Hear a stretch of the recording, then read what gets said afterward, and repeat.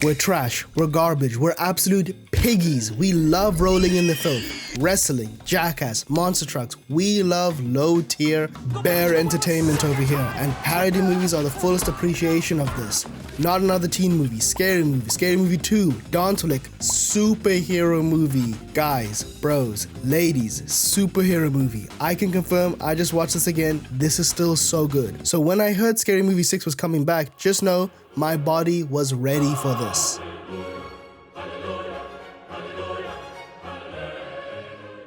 Even though I have to admit, I did have a little fear because we have to be so real with each other here. Parody movies didn't disappear because we got tired of them. They vanished because the genre lost its way. So how do we get here? How do we go from the likes of Naked Gun to Scary Movie to Vampires Suck to this moment where the fate of the parody movie genre is resting in the hands of Scary Movie 6? And yes, I said Vampires Suck. It's not bad. I swear, it's pretty solid, maybe even great. To answer all of these questions, I think it's important that we first understand what a parody movie is. A parody is generally a piece of work created to critique or make fun of an already established piece of work. Now, how this plays out is that parodying can be seen in almost any piece of media. Get Out, it is just parodying faux liberal white allyship. Black Mirror, it is commenting on our relationship with technology and the future. Now, where the line between this and dark satire begins and ends, I won't say, but the general thing here is that parody is just us responding through imitation to some piece of media or societal trend. Where spoofs land in all of this is that they are kind of like parody's drunk younger brother. They are more overt and bold in their depiction, less formed in trying to say something incisive, but much more focused on trying to get a laugh by any means possible.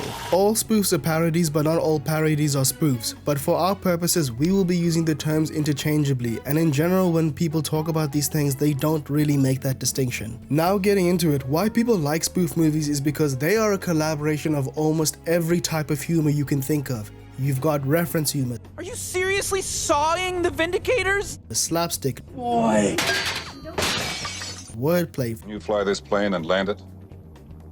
Surely you can't be serious. I am serious. And don't call me Shirley. Fourth wall breaks. What the hell am I looking at?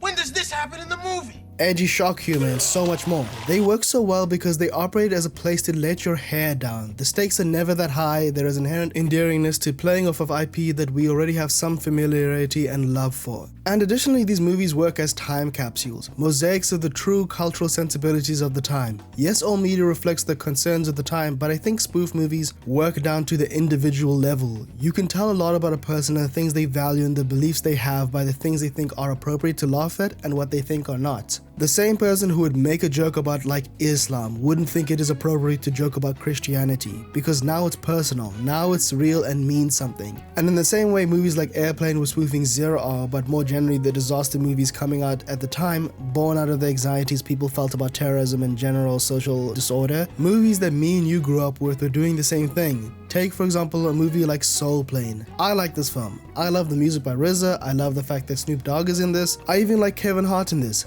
But a thing that I have to acknowledge about this is that this film is pretty racist.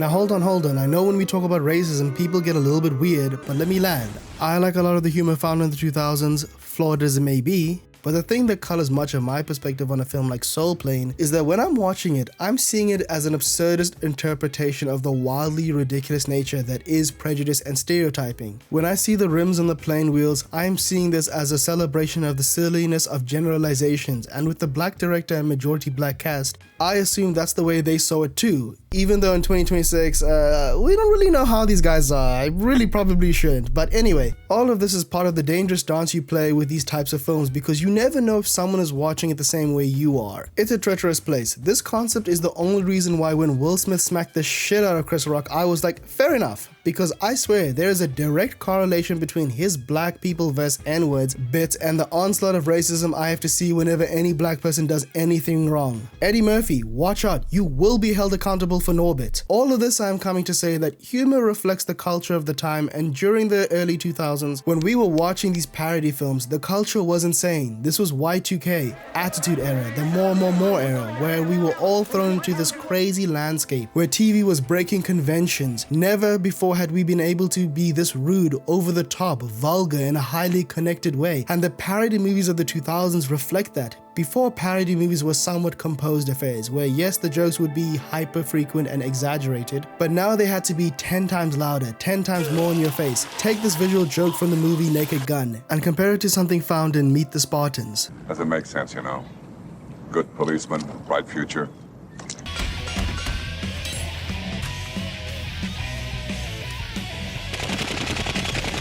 Now, this kind of excessive slapstick type joke did exist in the past, but the frequency with which we got more shocking, gross out, just generally obvious humor started to fall off a cliff during this time. A movie like Scary Movie 1 has its problems, but it is generally a good film that does pay respect to the films it's parodying. It is a film composed with characters that we remember and like, and plots that stick so close to the parodying material to be sensible to anyone who hasn't even seen the original Scream movie. And it has its twists and turns that allow it to be something even more than that. By the time we got to the early 2010s, all of that is gone. There is no more care or concern for structure and character and general good joke construction. Movies like Epic Movie, Date Movie, and Disaster Movie are the reason why parody movies died, because they treated humor like it was the way we talk about things like love, like, you know, incredibly vague things that don't have any structure or reason behind why they work. Jokes fundamentally are about setup and payoff. For example, in The Naked Gun, the setup in this joke between Leslie Nielsen and this actor playing the stereotypical wise guy is that we have all seen cops bribing gangsters for information. It's a staple of crime movies. So when Leslie Nielsen, the cop, comes up and starts bribing him, we all don't expect this to happen. Remember him? I used to see him around. Why do you want to know?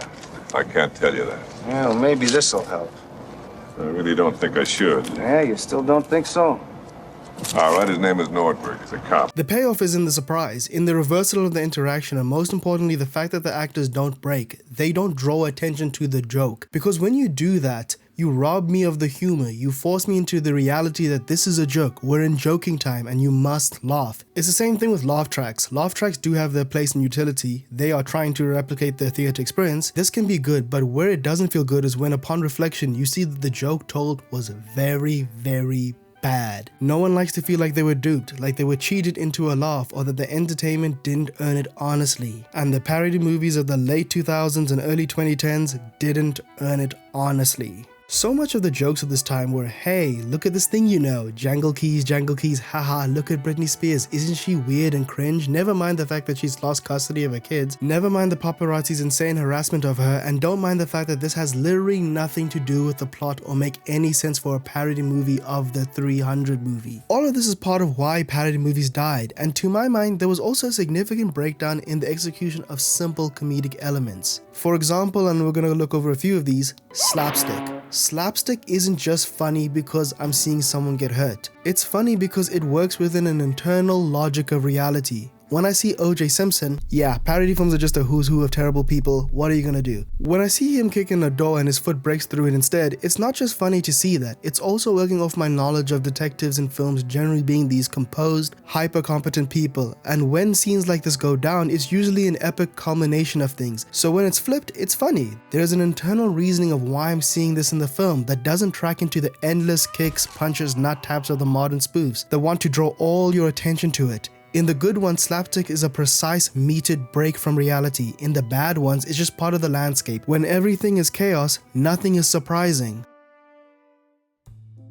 And when talking about disruptive elements in comedy, meta humor and reference humor are the unending curse of comedy. Now, if you grew up in the 2010s, you probably are somewhat aware of this, as it had been a problem festering for years. It rose like a wave to its peak with the release of the Deadpool movies and Rick and Morty, but over the last decade, this referential humor has broken itself because it ended up being a bunch of 50-year-olds laughing with each other about a bunch of movies no one younger than them had even heard of, or just them crying about the fan bases they had created. Why both these were terrible? Because simply they weren't jokes. They were pauses into the momentum of the story so that these creators could get their shit off or glaze how much they love X and Y property or how much the work of storytelling bothers them. Doing some of this can be good. One of my favorite episodes of TV is the first paintball episode in Community, born out of the writer's love for Die Hard and action movies like that. That love works to the show's benefit because it inspires them to do a full parody of the concept instead of just word vomiting out how cool Die Hard is. But in spoof movies is where this stuff goes really wrong, and I think this has always been a long-running issue. going back to the earlier days and has just now metastasized. In the past, reference humor made a lot more sense because there was less media dividing up audiences. We were all generally watching the same movies and TV shows. When you made a reference to something, it would track that a significant amount of the audience would have seen that thing. But now in the modern age where we are all in our own little world, there has never been so many options for us to choose amongst. If I asked you right now what the biggest shows in the world were, we would all give very different answers. I'm sure a bunch of you have guesses like The Boys or The Pit or something else, but this just goes to show you that the days of like a Game of Thrones galvanizing everyone's attention are over.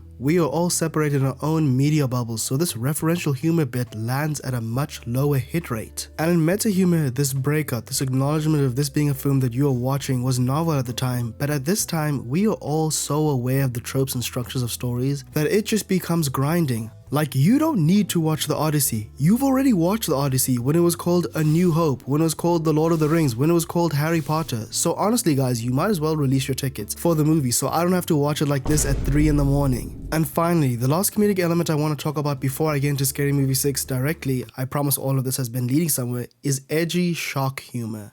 Now, I'm a huge lover of edgy humor, but the thing about edgy humor has always been that it's never been about its edge, it's always been about the truth it is hiding in its brutality. One of my favorite comedians of all time is Dave Chappelle, and he has a joke about how old is 15. And you should go watch it, it's very funny, but that joke works so well because it addresses the inconsistency of how it is clearly understood that it is unacceptable for a 15-year-old to be engaging in intimate acts, but at the same time, it is acceptable for that same child to be sentenced to life in prison. That is a deafening insight into the contradictions of the legal system, and it works so well because you can seemingly apply it to so many other things. Why is it unacceptable for me to drink alcohol at 18, but I can also be sent to die in a war? Why is it acceptable for me to pay taxes, be a contributing member of society, but I'm also too much of a risk to rent a car? The edge is never the point. The edge is just the delivery mechanism for something true. And when parody movies forgot that, when the shock became the whole joke, they didn't just stop being funny, they stopped having anything to say. And even in a dumb film like Scary Movie 1, this exists. The quick aside joke where the black reporters say a white woman has died, let's get out of here, is a quick thoughtful cultural critique because it is playing upon centuries of fears that black men have had about being found around injured or abused white women, because when that happens, it means you're fucked. You're absolutely fucked. All of this I'm bringing up to say that comedy matters, writing good jokes matters, and I'm really hoping here that the Wayans brothers can remind us all to some degree what we have been missing.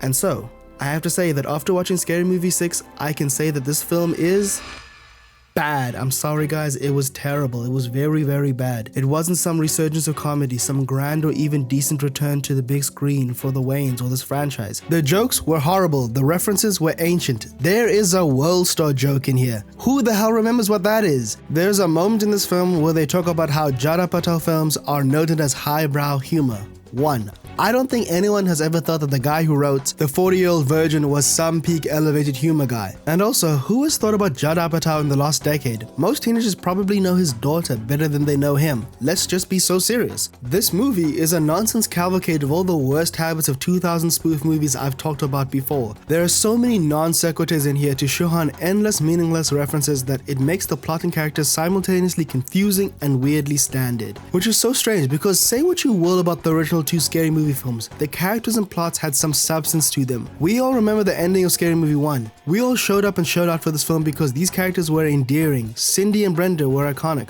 We all loved them and we were mostly coming back to this film to see them again. But no, what do we get? A film where they get like 3 scenes together while we have to sit through a bunch of random performances. I know a lot of you are going to say, hey, they addressed this in the film and make a joke about it, but I'm going to be so for real with you right now. That joke was like they built a house just to show me that it's flammable. It's such an odd thing. Like, okay, I mean, I would have rather you just gave me time with the characters I already like instead of doing all this for a very mid joke. It's just frustrating. This isn't a comedy movie. This isn't a movie. This is just a Wayans family hour. And that's kind of why I love this experience, even with all my criticisms.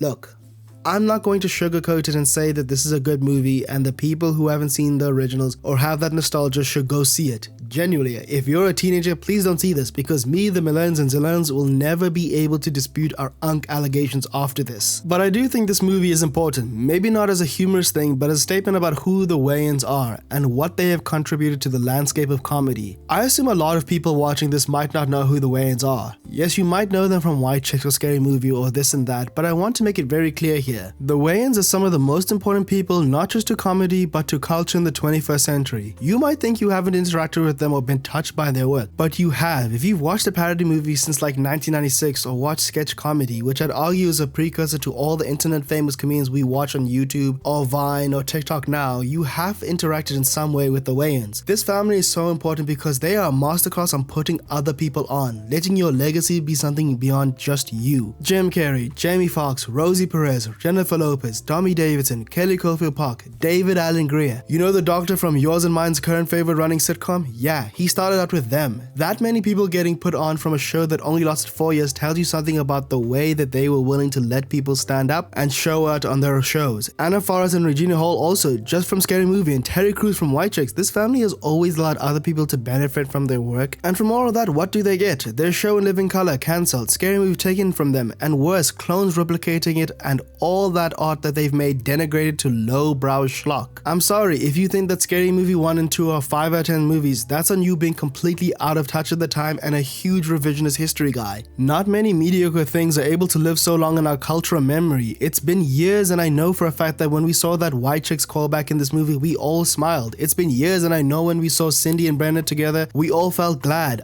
Unimportant bad media doesn't live on like this. This family's had to deal with so much nonsense over the years and been so greatly overlooked that I'm happy for them to get this moment to litigate their fraught history in Hollywood on the biggest screen to the largest audience possible because they deserve it. And I'm so happy that we all showed up this time for them because they have always shown up for us.